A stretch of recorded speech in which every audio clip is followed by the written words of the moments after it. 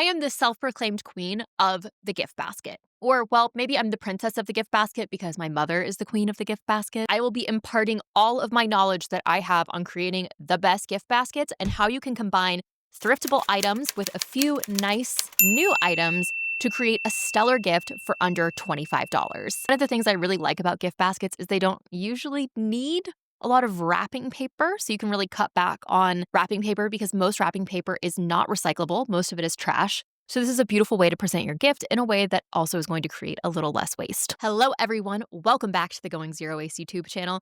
I'm Katherine Kellogg. I do videos on sustainable living as well as critical commentary on consumer culture. So if that sounds like something you would enjoy, please hit that big red subscribe button to be notified when new videos are coming out. So the first basket that I want to talk about today is the kitchen basket. I love a kitchen basket. This works great for Secret Santa. This works great for a hostess gift, or if you're headed over to meet someone's parents, or you want to make a good impression at the dinner party you're headed to, or if just a great basket for someone who loves cooking. Basket, I think you have a few practical items, usually a cookbook, and then probably something consumable. Because this is a holiday-themed video, I really lucked out with these adorable snowman mixing bowls. I think they are just absolutely precious. They can be used for treats at holiday parties, as well as something very practical that you can use. And when you turn them around, the snowman face is gone, which is great, so they'll still look lovely on your counter all year round. I also paired this with a tea towel. These are super inexpensive. You can find them at the thrift stores. Just make sure to wash them before you put them in the box. And then I paired it all with some new wooden spoons. Personally, I wouldn't want to cook with a used wooden spoon.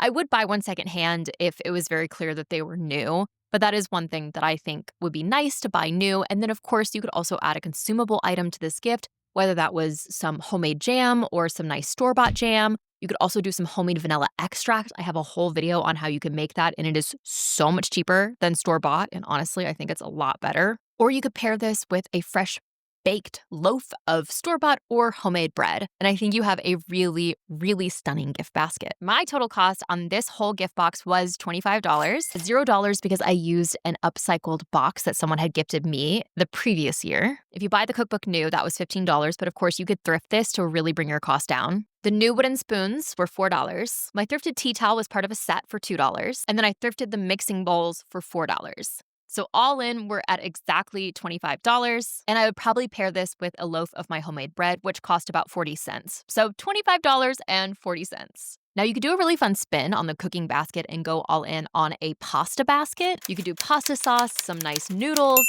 an Italian cookbook, and maybe add in those tiny bottles of specialty vinegar and olive oil, pair that with some bread. And I think that would be a fantastic dinner gift because, the holidays can get so busy. So if anyone's doing a lot of hosting, or maybe a new family, someone who just had a baby, I think that would be a really, really lovely gift to receive. Up next, we have the movie night basket. And I just filled out my Secret Santa form. I'm hosting the Secret Santa party for the girlies this year, and I created a Google Doc so people could fill out things that include some of their interests just to ensure that people get gifts that they actually want, use, and love. And if anyone's watching this that has me for Secret Santa, on my sheet, I wrote that I'm collecting more DVDs. I talked more about getting into physical media in my video from 2 weeks ago where I talked about how much zero waste living has saved me. So a movie night bucket, I think, is brilliant. I found this popcorn bucket, and I think it is so freaking cute. And in it, I included some unpopped popcorn kernels,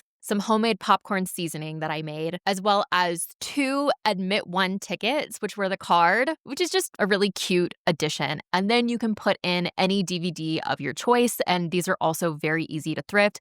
I was recently at our physical media store, Bull Moose, and they had a whole section of $2 DVDs, and I got quite a few that I love, so you could easily just stock up and fill this basket with a few favorite movies, maybe some of their favorite movies or one of your favorite movies, and then you can also just write that you can have a movie night together, which would be really fun. And one of the main things that makes the holiday season so special is who you spend your time with. And I kind of have this slogan that I like to use, which is presence over presents.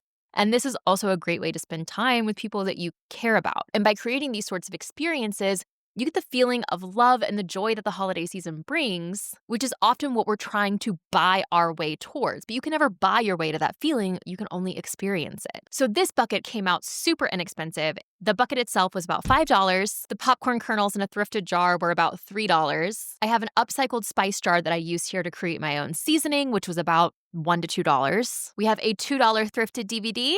And then the DIY tickets, I'm really not sure how we would even price a piece of paper. So all in, this gift cost about $12. It is personally one that I would be thrilled to receive. And if you feel that way, you should hit the thumbs up button on this video because it really helps my video with the YouTube algorithm. But if you feel like the movie route is too basic, then I would say in the similar vein, you could upgrade this to the board game basket. Justin and I are always on the lookout at thrift stores for really good, in good condition board games. And we also have a great board game shop that we really enjoy going to locally. And you could create a very similar style of basket with the popcorn seasoning, and then maybe just slip a board game in.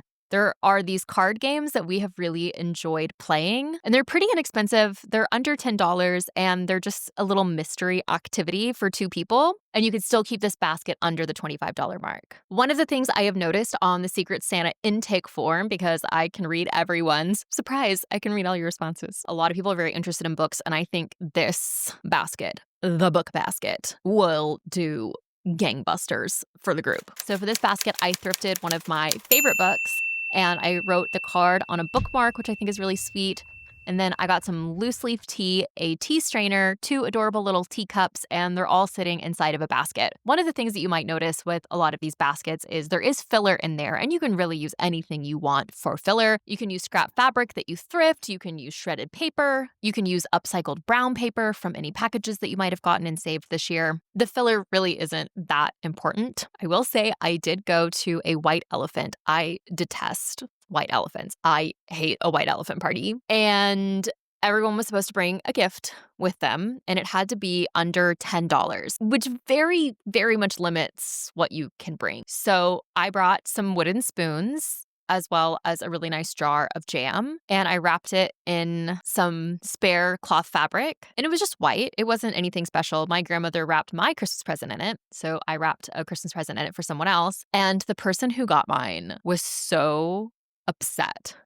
First of all, I thought that was a pretty nice gift for under $10. And at first my feelings were a little bit hurt. And then I just realized she just must be a really miserable human, because I think new wooden spoons and a jar of jam for a $10 white elephant experience is not bad. I do want to say that sometimes if you are bringing these gifts to places like a white elephant, some people might just be jerks. And I think all of these things are really lovely, and I would be really happy to receive any of them. And I hope you would too. So if there are any gift baskets that you really love and that you think you would enjoy receiving, let me know in the comment section down below. So this whole basket cost about $20. We have the thrifted book for about $2. We have the loose leaf tea. I will say I put the wrong loose leaf tea in this basket. This loose leaf tea I am placing in the basket is very expensive, but if you went with a different one, like the peony loose leaf tea would only be about $7. 2 thrifted teacups, which were $2. And then of course $5 for the basket, which hopefully people would be able to reuse. Now, if you wanted to do a whole nother spin on this basket,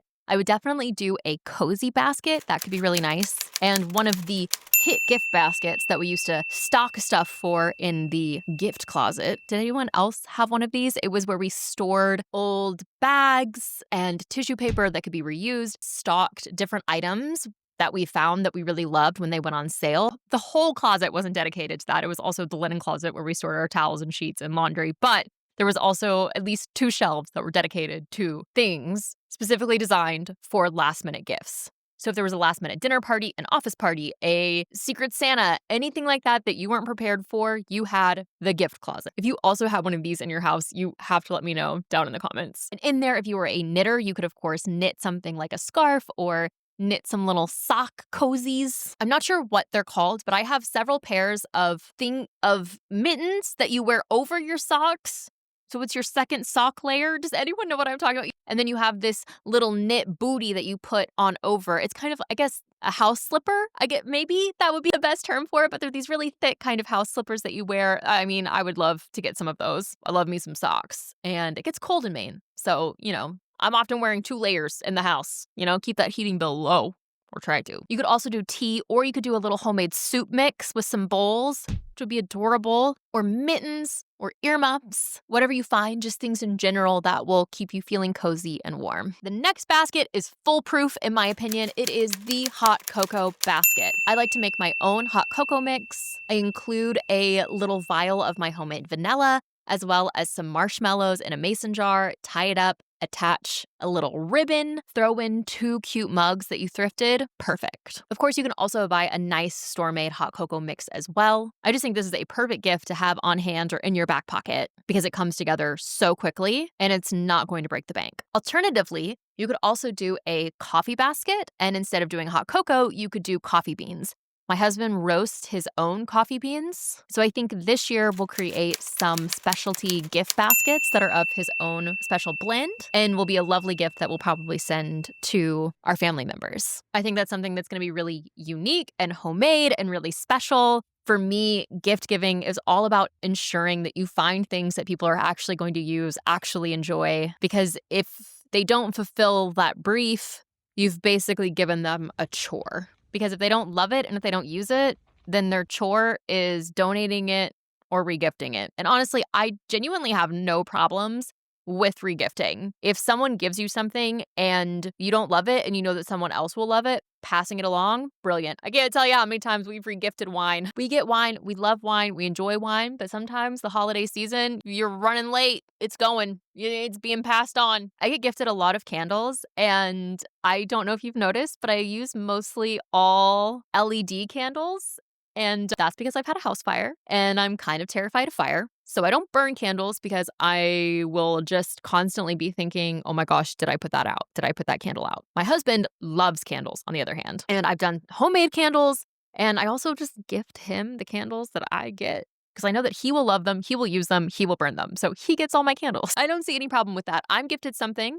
I'm receiving it. I'm excited because I know exactly who I'm giving it to, and he's going to love it. So, I have no problem with regifting. I think it's really eco-friendly, but let me know your feelings in the comment section down below because I think I'm totally fine with it, but I know some people find it to be kind of taboo. And then we are getting to the last basket, which arguably is probably the easiest one to assemble, and there are so many different variations that you can take on it. But first, there are still so many gift basket ideas that you can come up with. And I highly encourage you just to take a walk around your thrift store to see what you can find and to see how you can be inspired. Because what makes a good gift basket is simply the anatomy of the gift basket. So obviously the most important thing is your vessel, and these are very, very easy to thrift. This can be a cute box, this can be a basket, this can be a really cute popcorn bucket, a bag. It can really be anything that is going to hold your gift. You need to have the filler, which you can use easily from upcycled materials. Then I think it's nice to have 2 to 3 thrifted items. This is going to help keep your budget down. Then you're going to want something homemade or handmade for that extra little personal touch, or something consumable that you can buy new. And then maybe one nice new item that really ties the whole thing together. This is also a great way to encourage people to make zero waste or lower waste swaps.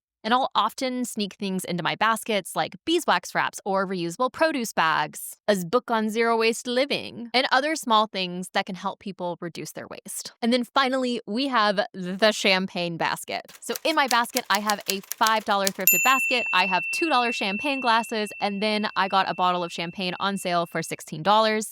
And I know that you can also get bottles from Costco for about $12. And I think it's just a really adorable gift. Of course, you can skip it all and just give the wine if you want to. Or you can take a total riff on this into a specialty cocktail basket. I will say I do love a pickle-tini or a very dirty martini. And if someone got me a martini basket, I would be pretty thrilled. And I think that's something that's so cute. Oh my gosh. Yes. I was just thinking, you could go ahead and do a pre-mixed martini, put it in a bottle that you thrifted and call it freezer martini.